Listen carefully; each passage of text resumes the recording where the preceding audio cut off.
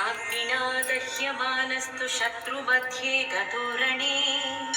विषमे दुर्गे चैव भयार्ता शरणं गताः न तेषां जायते किञ्चिदशुभं रणसङ्कटे नापदं तस्य पश्यामि शोकदुःखभयं न हि यैस्तु भक्त्या स्मृता नूनं तेषां सिद्धिप्रजायते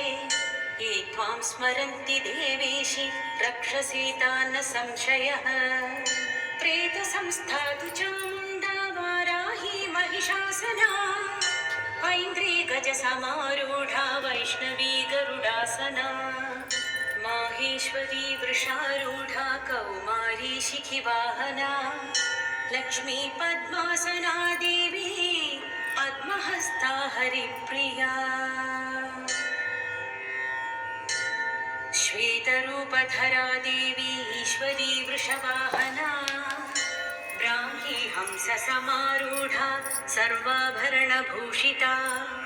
इत्येता मातरः सर्वा सर्वयोगसमन्विता नानाभरणशोभाढ्या नानारत्नोपशोभिता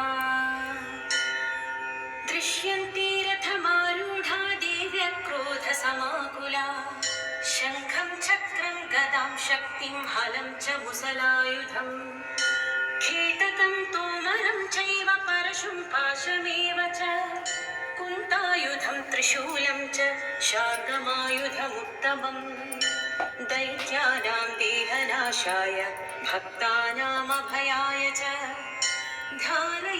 धारयन्त्यायुधानीथं देवानां च हिताय वै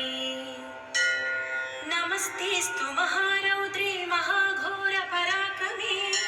महाबले महोत्साहे महाभयविनाशिनी